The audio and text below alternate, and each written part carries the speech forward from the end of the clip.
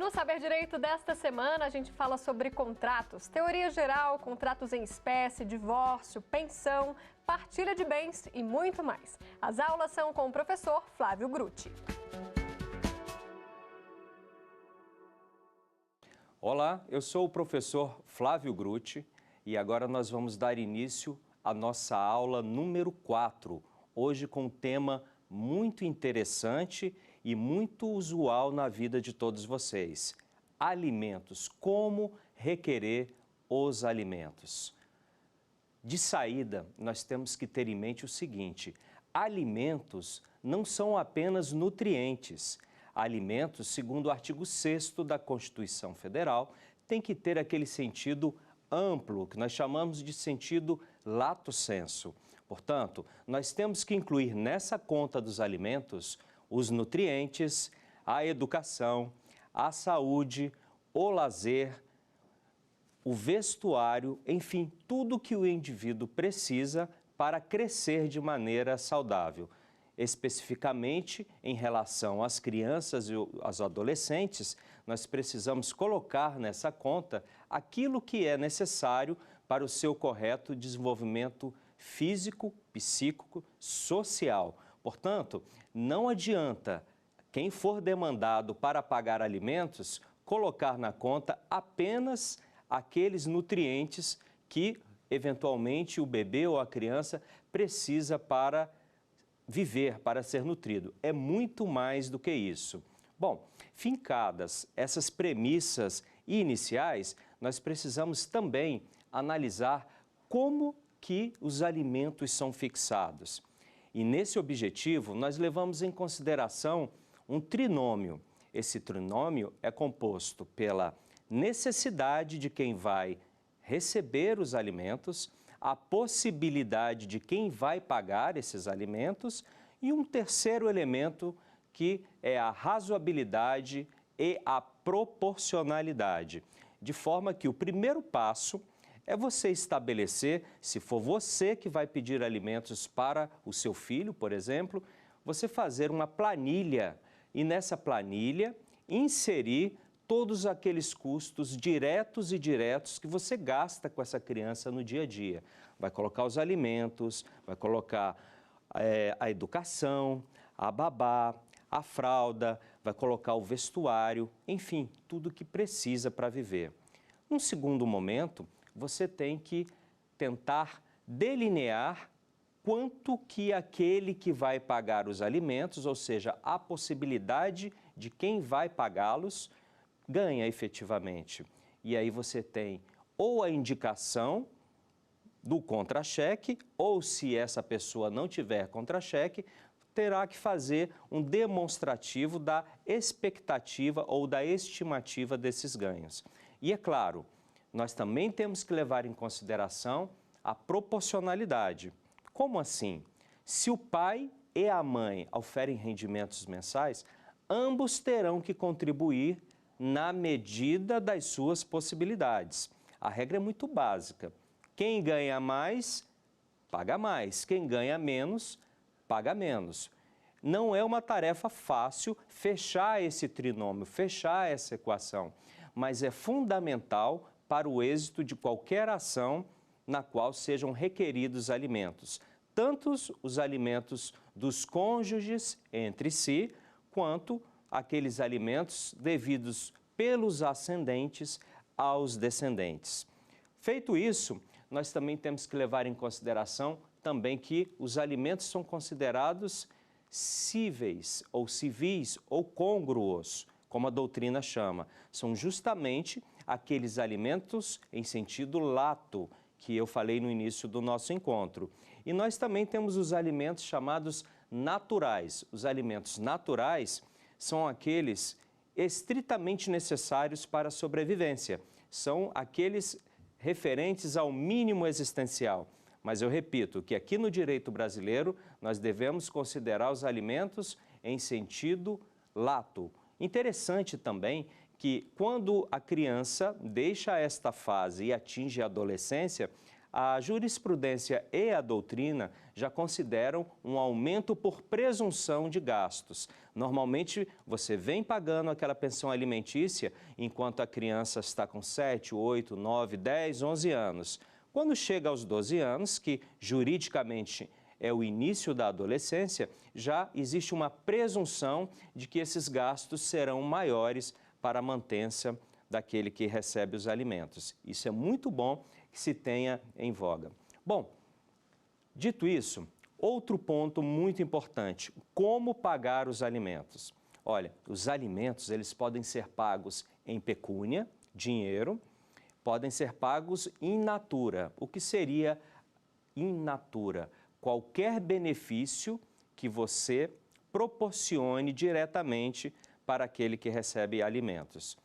Como assim? Se você paga a faculdade, se você paga a creche, se você paga a babá para o seu filho, se você paga o plano de saúde, a academia, o curso de inglês, isso significa alimentos in natura. Em pecúnia é em dinheiro. Então, por exemplo, se um pai vai pagar alimentos para o filho, ele pode pagar os alimentos apenas em pecúnia, e aqui eu estou levando em consideração uma situação hipotética na qual houve a separação do casal, o homem saiu de casa e a mulher permaneceu com a guarda compartilhada e o filho morando com a mulher, portanto, lar de referência materno, e nessa situação, este pai que deixou o lar, ele pode pagar tudo em pecúnia ou ele pode misturar parte em pecúnia, parte in natura. O que a jurisprudência não tem admitido é que os alimentos sejam pagos completamente in natura. Isso não tem sido aceito. A preferência é que os alimentos sejam pagos integralmente em pecúnia, mas nada impede, repito, que sejam misturados, um pouco em pecúnia, um pouco in natura. É recomendável fazer assim, principalmente quando o cônjuge o ex-cônjuge, na verdade, aquele que vai gerir os recursos da pensão alimentícia, historicamente não tenha uma regularidade no controle das finanças, porque aí o dinheiro que você está pagando em benefício do seu filho pode ser mal aplicado. Então fica a dica, se a mãe que vai gerenciar ou o pai que vai gerenciar, o exemplo serve para ambos os lados, não tiver um histórico de controle financeiro, não é muito interessante que ela receba tudo em pecúnia, porque o desvio do dinheiro pode ser alguma coisa já previsível. E aí dá uma misturada, um pouco in natura, um pouco mais in natura e a parte menor em dinheiro, certo? Por outro lado, nós também temos que delinear o que são os alimentos provisórios e os alimentos provisionais. Olha, todas as vezes que já tivermos uma relação jurídica pré-constituída, nós pedimos os alimentos provisórios. Quando nós não tivermos uma relação jurídica pré-constituída, nós pedimos os alimentos provisionais. Flávio, eu não entendi. Como assim? Explico. Se, por exemplo, eu sou casado e me divorcio da minha esposa, entre mim e ela já existe uma relação jurídica pré-estabelecida. Qual é? O casamento. Eu já aparelho, já instruo a inicial com a certidão de casamento. De outra forma, se eu vou pagar alimentos para o meu filho, entre mim e o meu filho já existe uma relação jurídica pré-constituída. A paternidade, como que eu aprovo? Eu aprovo com a juntada aos autos da certidão de nascimento. Por outro lado, suponhamos que um filho vá mover uma ação em desfavor do suposto pai de investigação de paternidade. Note-se, aí ainda não existe a relação jurídica pré-estabelecida. Por quê? Porque essa paternidade, ela é possível, mas ela ainda vai ser comprovada. Em situações como tais, você pede os alimentos provisionais, que são aqueles necessários para a criança sobreviver até que se obtenha a tutela definitiva do judiciário, ou até que se obtenha, dizendo de outra forma, a sentença que julgue procedente o pedido e reconheça a paternidade. De igual modo, suponhamos aquela mulher que separou do companheiro em união estável e que não fizeram um contrato prévio escrito, semelhante ao pacto antinupcial. Se essa relação chegar ao fim e a mulher for vindicar no sentido de reclamar alimentos para o ex-companheiro, ainda não existe uma relação jurídica pré-estabelecida.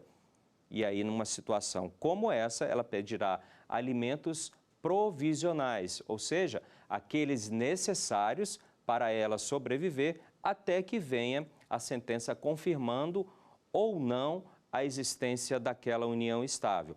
Nós somos técnicos, somos juristas e é interessante a utilização dos termos técnicos jurídicos corretos.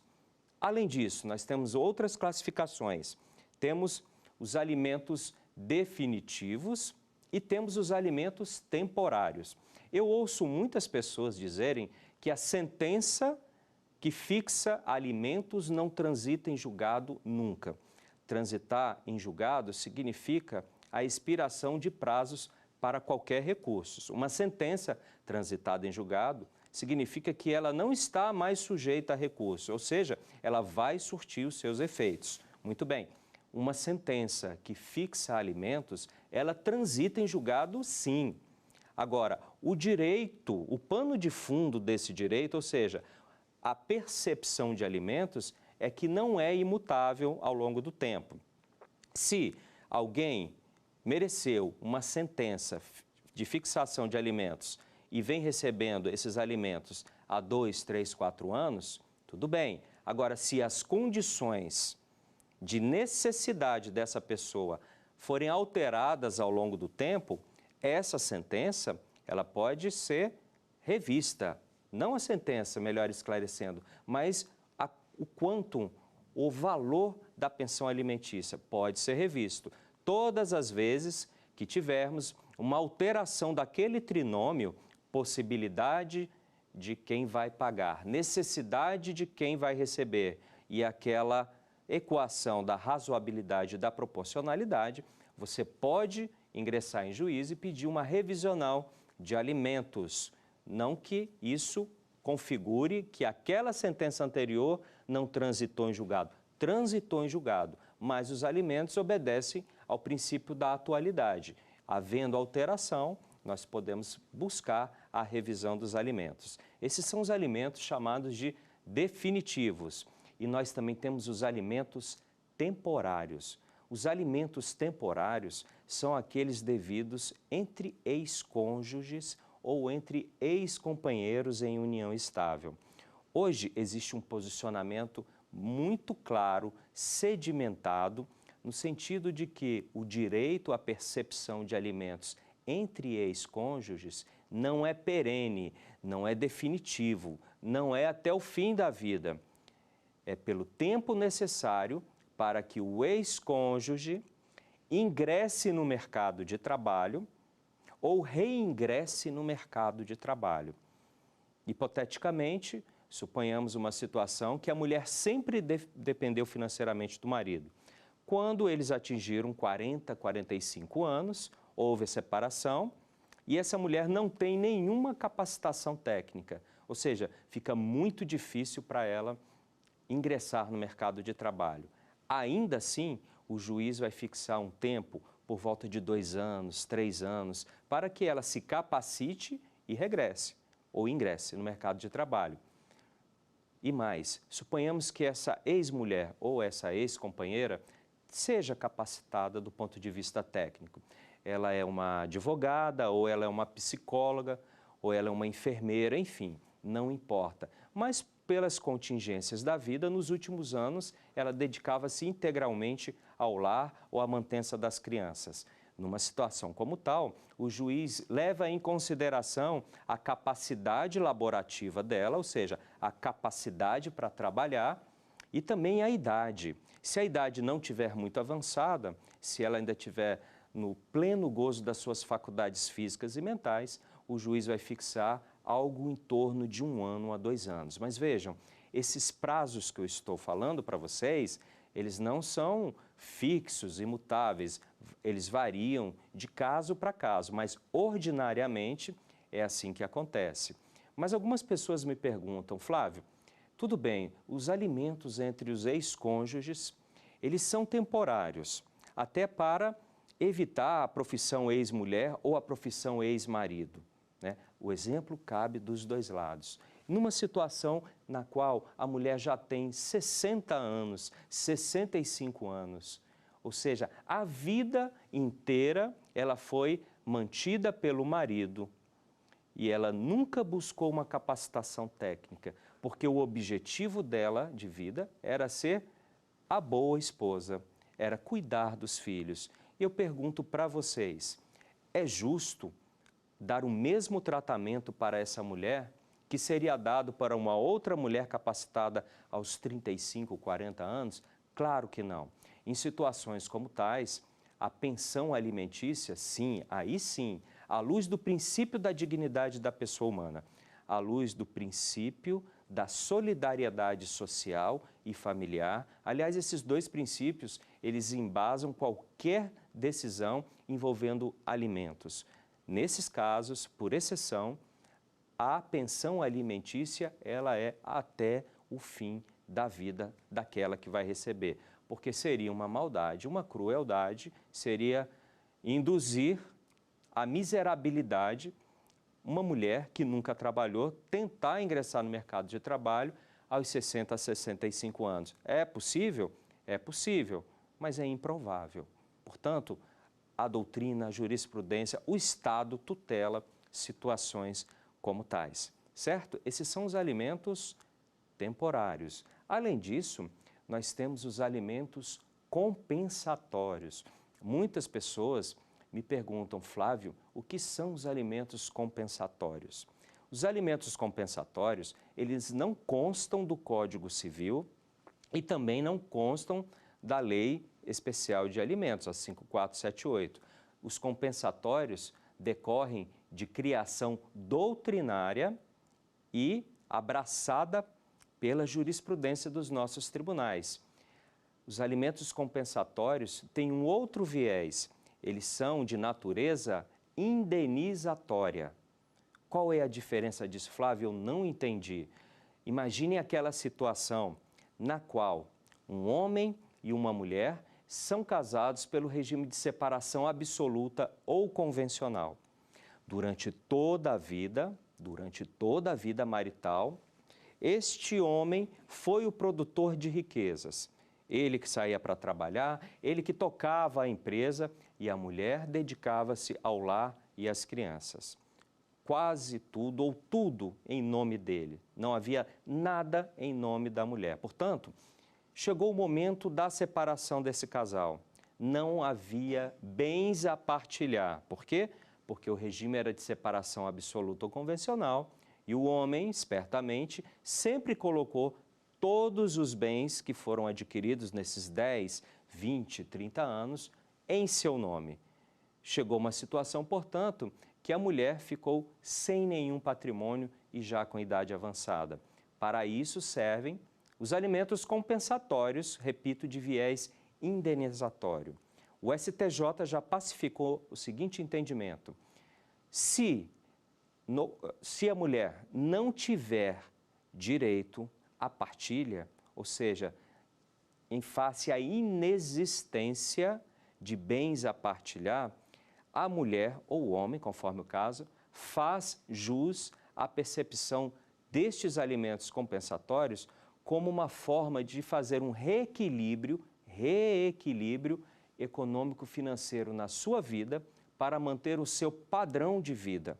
Veja, os alimentos compensatórios não são aqueles alimentos civis ou côngruos do artigo 6º da Constituição Federal. Os alimentos compensatórios visam indenizar aquela mulher que por toda a vida se dedicou ao marido, entretanto, todos os bens adquiridos foram colocados em nome do marido em face do regime de separação absoluta ou convencional. É justo que ela tenha uma queda tão abrupta do padrão de vida, do padrão social, porque despencaria. Aí que entram os alimentos compensatórios. Com esse viés, indenizar e restaurar o reequilíbrio econômico-financeiro e o padrão social da mulher. Entretanto, os alimentos compensatórios, eles não são pagos mês a mês até o final da vida. Os alimentos compensatórios, eles são pagos integralmente de uma vez só, ou em parcelamento em 12 meses, em 24 meses, conforme o caso. Porque se nós estabelecêssemos os alimentos compensatórios mês a mês até o final da vida, ficaria desnaturada a sua própria natureza, porque aí teria um viés de alimentos civis ou côngruos. Portanto, é algo que surgiu da doutrina, na jurisprudência, e ainda está em evolução, e a fixação, o arbitramento do valor indenizatório não é tarefa fácil. Há que se fazer um resgate do padrão de vida do casal. Por exemplo, aquele casal morava muito bem, aquele casal tinha vida social ativa, aquele casal andava com bons carros, aquele casal viajava ao exterior com frequência. Enfim, todo esse resgate tem que ser mostrado ao juiz e para provar o seguinte: olha, com o fim dessa relação, eu não fiquei com nada. E também o meu padrão social vai ter um declínio abrupto. Aí está, portanto, a razão dos alimentos compensatórios, que tem viés indenizatório. E mais, os alimentos compensatórios, se não forem pagos, não gera prisão do devedor. Nós vamos ver daqui a pouco as hipóteses que geram a prisão, mas os alimentos compensatórios não geram. Muito bem. Alimentos entre ex-cônjuges. Nós já falamos que eles são temporários. É importante que na ação de divórcio, se um cônjuge dispensar o alimento em relação ao outro, que isso fique consignado. Como assim? Quando nós fazemos uma ação de alimentos ou uma ação de divórcio que também contemple os alimentos, é importante que tenha aquela cláusula: os cônjuges dispensam a percepção de alimentos entre si, ou reciprocamente. Por quê? Depois do divórcio, fica quase impossível que a mulher ou o homem divorciado volte a receber alimentos do ex-marido ou da ex-esposa. Repetindo, fixado o divórcio, fica quase impossível, perto de 100% que eu estou falando, que a ex-mulher ou o ex-marido tenha direito à percepção de alimentos, desde que, na cláusula do divórcio ou na cláusula da ação de alimentos, tenha ficado especificado a dispensa recíproca à percepção, ao recebimento de alimentos, uma vez que cada um deles dispõe de recursos financeiros suficientes para a própria subsistência. Só há uma hipótese na qual o ex-cônjuge divorciado pode voltar a receber alimentos após ter renunciado, no caso de alguma doença grave superveniente, na qual não tenha nenhum familiar apto a pagar os alimentos. E aí, diante de uma excepcionalidade como essa, aí sim o cônjuge, o ex-cônjuge, pode ser demandado, assim mesmo, para pagar os alimentos naturais, ou seja, aqueles mínimos para a existência e para o tratamento de saúde. E também tem que ficar claro que a ex-mulher ou o ex-marido não tem nenhuma capacidade laborativa em face da doença. Então, muito cuidado com isso, muito cuidado com esse detalhe na ação de divórcio. Uma ação de divórcio, ela tem que ser muito bem pensada, tem que ser muito bem elaborada, porque vai dar problema lá na frente. As cláusulas têm que ser as mais claras possíveis, não pode dar margem à dupla interpretação. Fica essa dica. Bom, seguindo, nós temos agora um outro tema interessante, que é a questão dos alimentos e a maioridade civil.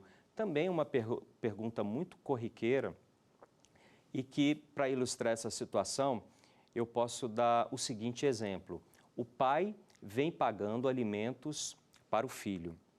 O filho atingiu 18 anos de idade. Atingidos os 18 anos de idade, o direito à percepção de alimentos, ou melhor, a obrigação do pai de pagar alimentos cessa automaticamente ou é necessária alguma providência judicial? A resposta é: cuidado! Se o seu filho atingiu 18 anos de idade, é obrigatório que você, pai, que paga alimentos para o seu filho, ajuize uma ação de exoneração de alimentos. Por quê? Porque o seu filho vai ter que se defender, você vai ter que conceder o contraditório e a ampla defesa. E pode ser que o seu filho ainda necessite de alimentos. Portanto, não é automático. Olha, até os 18 anos, nós pagamos alimentos aos nossos filhos decorrente do poder familiar. O poder familiar é o antigo pátrio poder.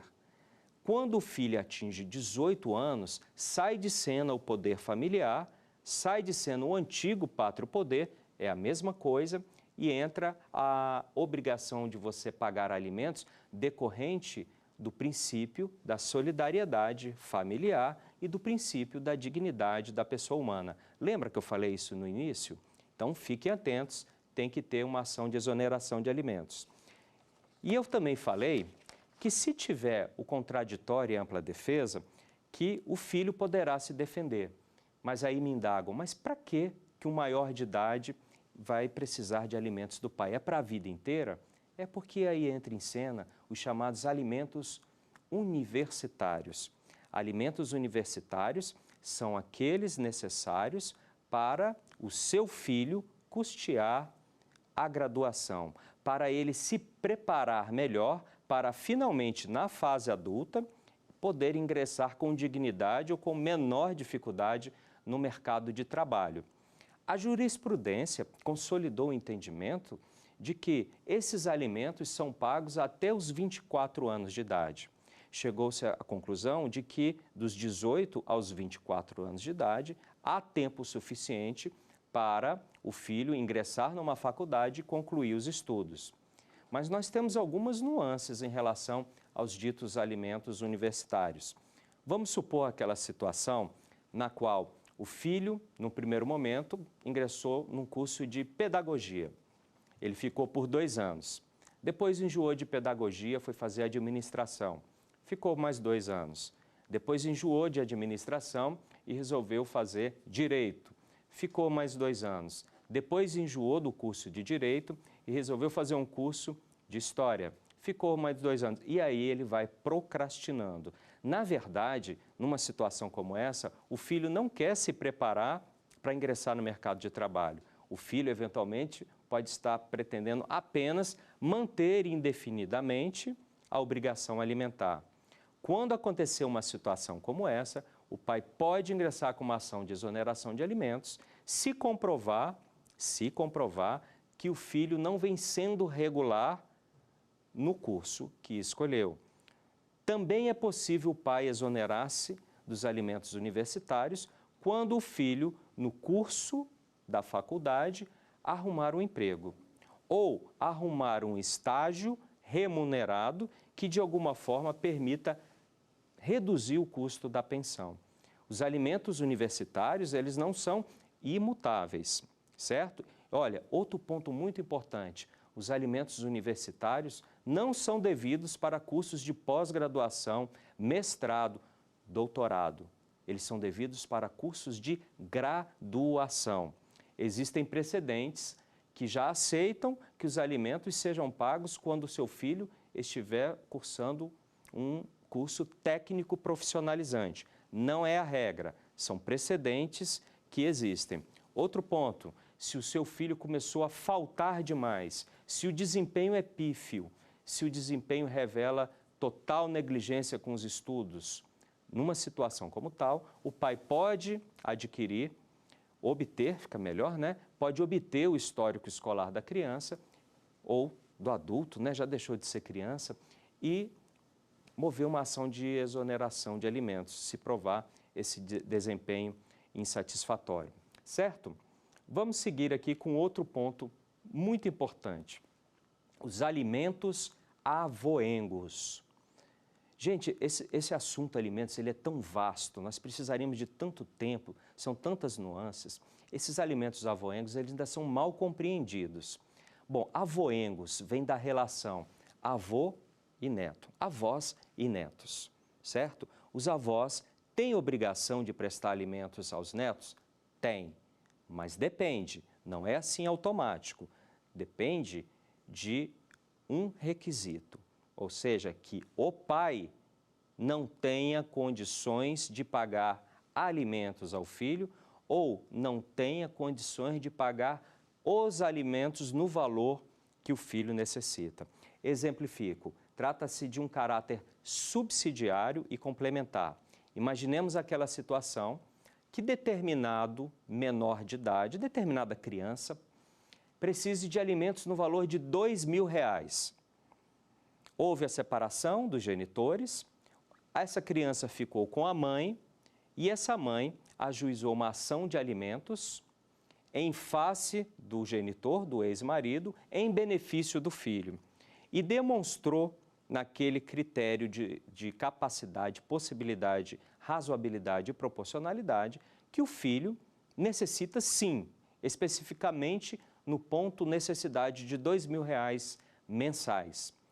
O filho precisa disso. Agora vamos ver se o pai pode pagar. Se o pai puder pagar os R$2.000, está solucionado.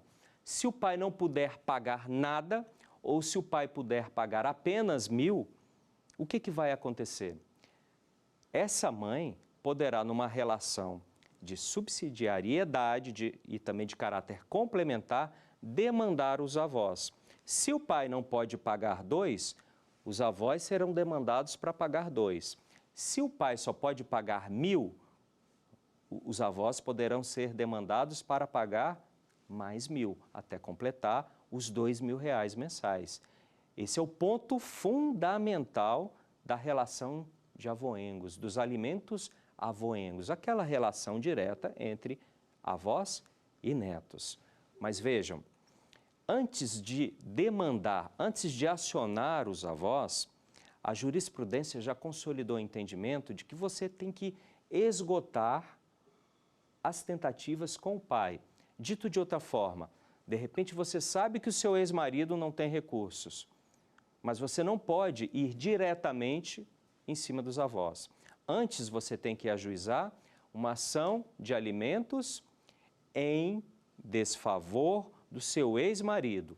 Depois que você obtiver uma sentença, algum provimento judicial, no qual fique claro a impossibilidade de ele pagar os R$2.000, ou pelo menos parte disso, é que você vai migrar e acionar os avós. Você pode escolher qualquer um dos avós.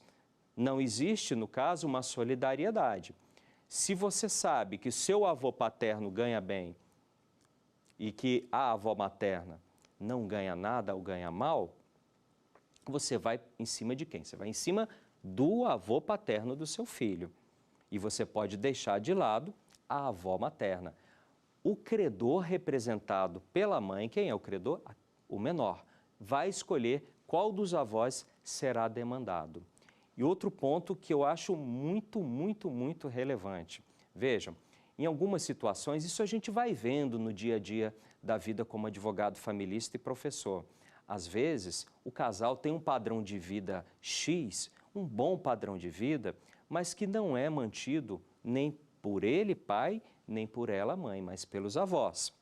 Às vezes, acontece a ruptura dessa família, ou seja, a separação ou o divórcio, e o padrão de vida cai. Aí, quem ficou com o filho, eventualmente, pensa, eu vou acionar os avós porque eu quero o bom padrão de vida que os avós têm. Mas cuidado, os avós não são obrigados a manter o alto padrão de vida que eles gozam para os netos. Os avós são obrigados, ante a insuficiência de recurso do pai, a manter o padrão de vida que o pai poderia dar.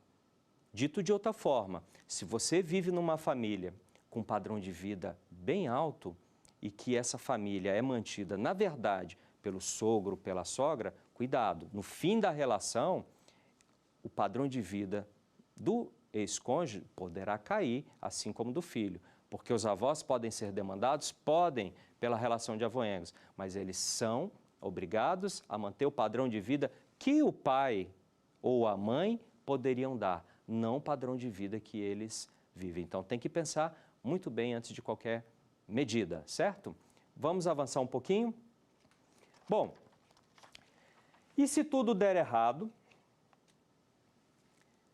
você conseguiu a fixação de alimentos, existe uma obrigação de pagamento mensal e, de repente, o pai para de pagar. Nessa situação, você pode mover uma ação de execução de alimentos. Quando você for mover uma ação de execução de alimentos, é uma faculdade do credor optar pelo rito da expropriação ou pelo rito da coerção. O que é isso? Dito de outra forma bem simples, você pode optar por fazer a execução normal, que você vai buscar a penhora de algum bem, a alienação judicial desse bem, ou você pode optar pela prisão, pelo pedido de prisão, ou você pode misturar ambas as situações. Explico. Pelo rito da prisão ou da coerção, você tem que ter, você pode cobrar, você pode acionar, considerando as 3 últimas prestações não pagas, inadimplidas. Então, por exemplo, se você está em janeiro e não foi pago dezembro, novembro e outubro, você pode, por causa desses 3 meses inadimplidos, executar o devedor e pedir a prisão. Não precisa acumular 3, basta um período de inadimplência, mas você não pode cobrar pelo rito da prisão 4, 5 meses depois. Você tem que cobrar os meses imediatamente anteriores à propositura da ação. Repetindo, janeiro você vai propor a ação de execução. Você vai cobrar dezembro, novembro e outubro. Ah, mas Flávio, setembro para trás também é devido. Ok, setembro para trás você vai cobrar pelo rito da expropriação, rito da penhora. Joia? Então você moveu a ação em janeiro. O devedor ficou se escondendo do oficial de justiça para não pagar a pensão alimentícia. Aí ficou janeiro sem pagar também, fevereiro também sem pagar. Finalmente, em março, ele foi preso. Vejam, já temos, portanto, 6 meses de débito, porque para o cidadão livrar-se solto da prisão civil por dever alimentos, ele tem que pagar as prestações vencidas e vincendas ao longo do processo. Quando o cidadão deve alimentos, ele é citado para provar que já pagou, alegar a impossibilidade de fazer e provar, ou pagar. São 3 hipóteses. Se ele já está preso, para ele livrar-se solto, ele vai ter que pagar aquilo que ele já devia e aquilo que foi vencendo ao longo do processo. A situação fica muito mais difícil. E, além do processo pelo rito da coerção da prisão, ele também poderá estar respondendo um outro processo das prestações, lembra? De setembro para trás. Então tem que ficar muito atento com uma situação dessa, quando o débito se acumula e que esse débito tenha gerado a prisão, o melhor que se faz é tentar um acordo. Alguns colegas tentam a seguinte medida: ele deve R$6.000, eu consegui 4, deposita R$4.000, invoca a teoria do adimplemento substancial e fala ao juiz o seguinte: olha, o débito é de 6, ele já pagou tudo, ou quase tudo, melhor dizendo, e agora ele merece ser solto até para ele poder trabalhar e pagar o que deve. Não cola, não cola. Se você está preso, se seu cliente está preso, você tem que pagar integralmente. Não adianta pagar parcialmente, ainda que seja a maior parte, a teoria do adimplemento substancial. Você não vai soltar o seu cliente, salvo se compuser algum acordo, e se esse acordo for assinado por ambas as partes, aí sim o juiz manda soltar. Então, nós temos que tomar muito cuidado com isso. Recomendo a leitura da súmula 309 do Superior Tribunal de Justiça, tá? Olha, um outro ponto que é importante, isso tem que ser levado em consideração. que é o princípio da atualidade. Os alimentos são atuais. Os alimentos, eles são atuais porque quem necessita dos alimentos deles precisa para viver. Quanto mais se demora para pleitear alimentos, quanto mais se demora para executar alimentos, maiores são as chances de o juiz verificar que eles não são urgentes. É muito comum que as mães fiquem, às vezes, 4, 5, 6 anos sem pleitear alimentos para os filhos. Talvez por orgulho, talvez por achar que eu sou mãe e pai ao mesmo tempo, eu consigo manter o meu filho. Isso é um erro muito grave, porque você está renunciando os alimentos para o seu filho. E aí a situação pode vir abaixo, pode piorar, e aí não adianta pedir alimentos pretéritos. Não existe o direito à percepção de alimentos pretéritos. Você pode pedir alimentos daqui para frente. Eu ouço muito, poxa, eu banquei o meu filho até os 7 anos de idade. Então eu quero agora pedir os alimentos de 0 até 8 anos de idade. É impossível, não tem jeito de fazer isso. Mães, não demorem a pleitear alimentos e impor essa responsabilidade aos pais. Isso tem que ser feito rápido. E se você demora e perde o caráter da atualidade, é muito difícil você conseguir a coerção, a pena de prisão pelos 3 meses, certo? Bom, finalmente, outro ponto importante, a gente já está se caminhando aqui para as nossas perguntas do quiz, é a questão referente à malversação do dinheiro pago da pensão alimentícia. Como assim? Imagine aquela situação que um pai paga para o filho R$2.000 mensais, que são depositados na conta corrente da mãe. Em determinado momento, esse pai começa a perceber que a criança está tendo uma queda de padrão de vida. Como assim? Ele saiu do colégio bom, foi para o colégio mediano. Ele está usando roupas mais simples, ele foi retirado do curso de inglês, saiu da academia. Em contrapartida, a mãe está se vestindo muito bem, a mãe comprou um carro novo financiado. E o pai pensa, há algo de estranho nessa relação. O que está sendo feito com o valor de R$2.000 que mensalmente e pontualmente eu deposito na conta da mãe?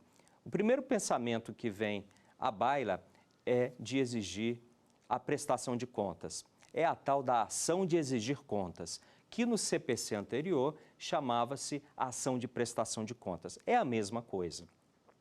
Doutrina e jurisprudência degladiaram-se em relação a esse assunto. E hoje está pacificado o entendimento de que, em situações como tais, é incabível a ação de exigir contas. Por quê? Porque se, eventualmente, você conseguir provar que a mãe está malversando os recursos que você paga para os seus filhos, você vai obter um título executivo. Acontece que os alimentos, eles são irrepetíveis. A irrepetibilidade em sede de direito civil significa o dever de restituir ou não. Se você tem que restituir, são repetíveis. Se são objeto de irrepetibilidade, é porque não são restituíveis. E os alimentos são irrepetíveis. Dito de outra forma, se você consegue provar que a mãe está malversando a pensão alimentícia, o fato de estar em sede de ação de exigir contas não vai ser frutífera para o seu filho, tampouco para você. Por quê? Porque aquilo que você já pagou não vai ser restituído, porque esses são alimentos foram consumidos, foram utilizados. Qual é a solução plausível para um caso como tal? Bom, eu gosto muito de notificar a esposa ou o marido que recebe. Faço uma notificação pedindo algum esclarecimento. Essa notificação, ela não tem valor, em princípio, judicial. É uma notificação extrajudicial. Pelo menos você tira aquela mãe que recebe da zona de conforto. Ela vai saber que você, pai, está atento que algo está errado. Muito bem. Se as coisas não melhorarem, você pode pleitear uma ação de reversão de guarda. Por exemplo, se essa mãe tem a guarda unilateral, você pode pedir que a guarda do seu filho possa ser unilateral para si. Hipótese na qual você não vai mais precisar pagar alimentos para a mãe. Outro ponto, se esse filho está em guarda compartilhada e o lar de referência é o da mãe, você pode pleitear uma revisão para que, doravante, o lar de referência seja o seu. Ou seja, nós temos, portanto, duas providências para tentar solucionar esse caso até agora. A notificação extrajudicial, que funciona, intimida, tira da zona de conforto. Você tem a hipótese de reversão de guarda ou a reversão do lar de referência em guarda compartilhada. E você também tem uma outra opção que acho que pode ser a mais eficiente, caso você não queira a guarda ou mudar o lar de referência. Você pode ingressar com uma ação revisional de alimentos, de forma que aqueles alimentos que eram pagos integralmente em pecúnia, em dinheiro, doravante serão pagos em pecúnia e in natura. Exemplifico, você pagava R$2.000 que eram dados todo mês para a mulher. E aí o que você vai fazer agora? Juiz, não pode ser mais assim, porque há indícios de malversação dos recursos. Vamos fazer da seguinte forma doravante. Ao invés de eu pagar R$2.000, eu vou pagar R$1.500 in natura, ou seja, eu vou assumir a prestação e vou pagar os respectivos boletos diretamente da escola, do inglês e da academia. E vou depositar na conta corrente da mãe apenas R$500. Resolve a situação. Você diminui o aporte de recurso e resolve a vida do seu filho. Eu sempre recomendo que sejam adotadas atitudes como tais. E, se ainda assim não resolver, resta realmente a revisão da guarda. O que é preciso ficar claro é a atenção integral no padrão de vida da criança. Outro ponto que eu acho também muito importante, quando ocorre o evento divórcio, diminui o poder aquisitivo de toda a família. O pai, normalmente, quando sai, poderia ser a mãe, repito, o pai normalmente quando sai precisa locar um outro espaço para viver. Ele não pode ser compelido a pagar alimentos muito altos porque ele precisa assumir novas obrigações financeiras. Ou seja, o pai não pode, não deve ser colocado numa situação de miserabilidade. Você não pode exigir que o pai viva apenas com o mínimo existencial. Há de se ter uma adequação geral do padrão de vida tanto do pai, quanto da mãe, quanto dos filhos. Tem que haver, portanto, harmonia. Não pode se impor a miserabilidade ao pai. E se você perder o emprego? Automaticamente você está desobrigado do pagamento de pensão alimentícia? Não. Até se você perder o emprego, você tem que ingressar com uma ação de exoneração de alimentos, porque senão você, além de ficar desempregado, você vai ser presidiário. A inércia não tem espaço em ação de alimentos. E por fim, antes de chamarmos o quiz, sabe aquela situação que você paga por mês R$2.000, mas naquele mês especificamente você comprou roupas para o seu filho, você comprou tênis, você gastou R$1.500 naquele mês. E aí alguns pais pensam assim, bom, eu gastei R$1.500, então ao invés de depositar R$2.000, eu vou depositar apenas R$500. Eu vou fazer uma compensação automática. Não pode. Essas compensações automáticas não têm espaço em ação de alimentos. Se você quiser fazer alguma compensação, tem que ser judicial. Você corre o risco de pagar R$1.500, foi um bom investimento para o seu filho, claro, mas você não fica desobrigado de pagar os R$2.000 de pensão, aqueles R$2.000 que são habituais, ok? Bom, é um assunto muito vasto, é um assunto muito interessante, que faz parte do nosso dia a dia.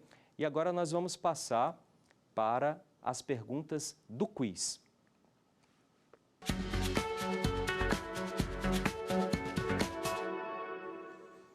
A primeira, sobre a forma de prestação dos alimentos, assinale a alternativa correta.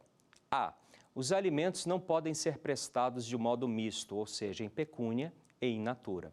Se o alimentante omitir rendimentos, é possível, em casos excepcionais, que o juiz decrete a quebra do sigilo fiscal, bancário e de movimentação de cartões de crédito. C. Se o alimentante perder o emprego, estará desobrigado automaticamente do pagamento dos alimentos. E, finalmente, letra D. Se o alimentando completar os 18 anos de idade, perderá automaticamente o direito ao recebimento dos alimentos. E aí, o que vocês acham? Nós acabamos de dar a resposta. Qual seria a resposta mais adequada ao caso? A resposta correta é a letra B. Como assim, Flávio? Sabe o que acontece? Em muitas situações, o pai diz que não tem dinheiro para pagar. Mas a mãe sabe que o pai ostenta um padrão de vida muito bom, que o pai anda com carros de luxo, que o pai tem lancha, enfim. A aparência de riqueza é evidente, mas nos autos do processo de alimentos, o pai fala que tem um estado de pobreza. Mas ele não tem contra-cheque, ele não tem uma renda declarada. Em situações como tais, a prova para o filho ou para a mãe que está pedindo para o filho, ela se mostra diabólica. O que é uma prova diabólica? É aquela impossível ou muito difícil de ser obtida por quem pleiteia o direito. Portanto, se há sinais aparentes de riqueza e aquele pai insiste em dizer que não tem dinheiro, em situações como essas, você pode e deve pedir a quebra dos sigilos fiscal, bancário e de utilização de cartão de crédito, porque esses documentos, essas informações vão mostrar efetivamente qual é o padrão de vida daquele que diz que não tem dinheiro. E os juízes não hesitam. Por quê? Entre o princípio constitucional da preservação da intimidade, do sigilo dos dados fiscais e bancários e o princípio do melhor interesse da criança, este prevalece. Dito de outra forma, não adianta alegar que a Constituição lhe garante o sigilo bancário, o sigilo fiscal e o sigilo das movimentações de cartões de crédito. Porque se a criança estiver em colidência com esses princípios, ela terá primazia e o seu sigilo será quebrado. Próxima.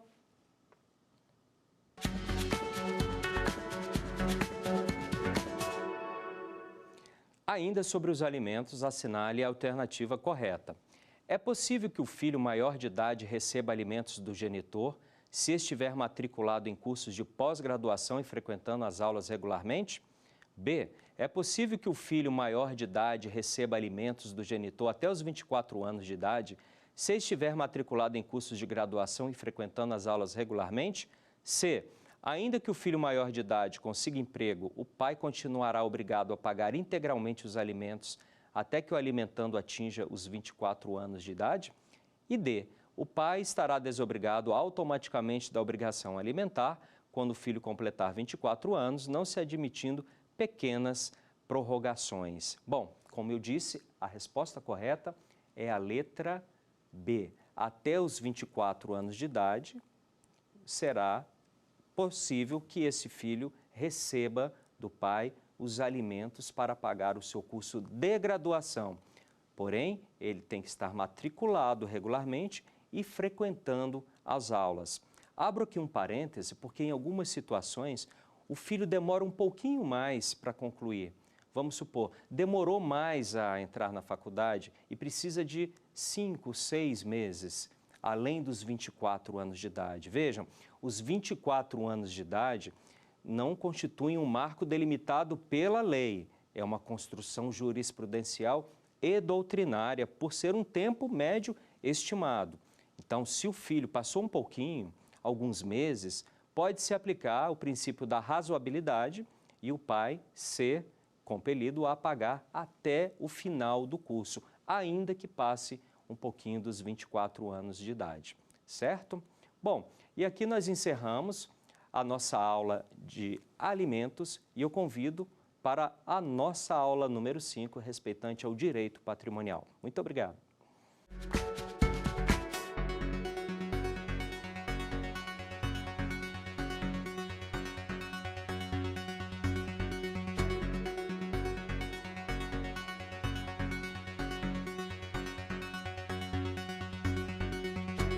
Quer dar uma sugestão de tema para os cursos do Saber Direito?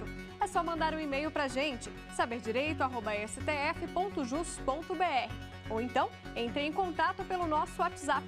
O número é este que aparece na sua tela. Você também pode estudar pela internet. Acesse tvjustiça.jus.br. Reveja ainda as aulas no nosso canal do YouTube, TV Justiça Oficial.